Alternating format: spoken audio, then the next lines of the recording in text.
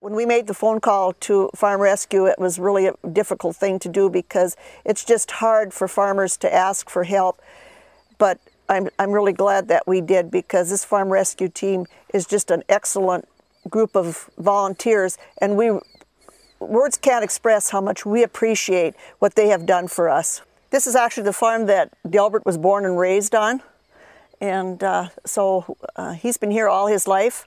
And we've been married for 45 years, and this is the only place that we've lived. Oh, we usually put in wheat and oats and barley.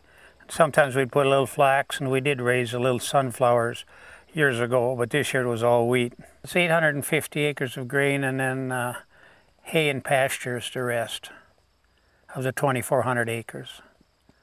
Delbert was diagnosed with kidney cancer in November of 2007. And then he had surgery down in Rochester, had one kidney removed, and they thought possibly that they had gotten all the cancer cells at that time. So we were pretty comfortable until last year in July, because we kept going back down. They wanted him to keep coming back down to Rochester every 3 months.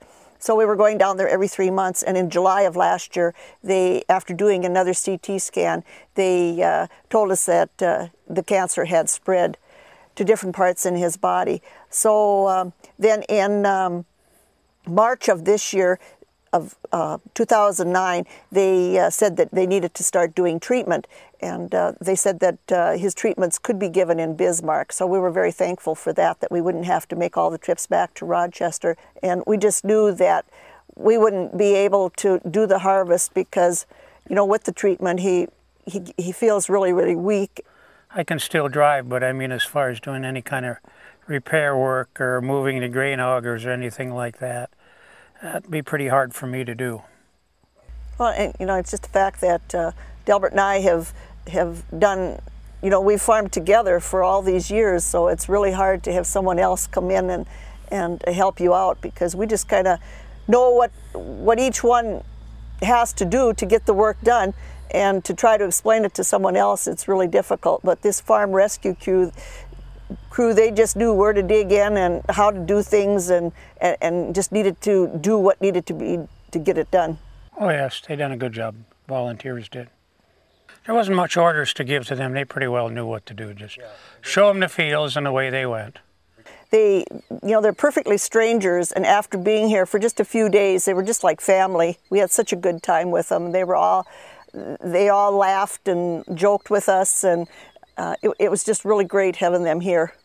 You know, it appeared that the volunteers were having a great time, and I would encourage people, you know, if they like to work with farmers, that this would be an excellent place for them to volunteer, to get to work with this crew, because they sure seem to have a good time. Well, it was a pleasure cooking for them, because they were just so appreciative, and even when some of my recipes didn't turn out quite the way they should have turned out, they still said it was good. They're excellent. They're great. Well, I just think the sponsors do a wonderful job, and you know, you just can't help but say thank you to all the sponsors, because I know without them, Farm Rescue would not be able to do the things that it does for those of us that are so desperately in need. Oh yeah, it's nice that they RDO furnish combines and all that stuff for them. After making the initial call to Pam at the Farm Rescue office, it was just a matter of filling in a few questionnaires. It's very, very simple, and you know, for someone that's in dire straits, that has a crisis, it's a very simple thing to do. So I would encourage people to take the time to do it, because it is so very, very worthwhile.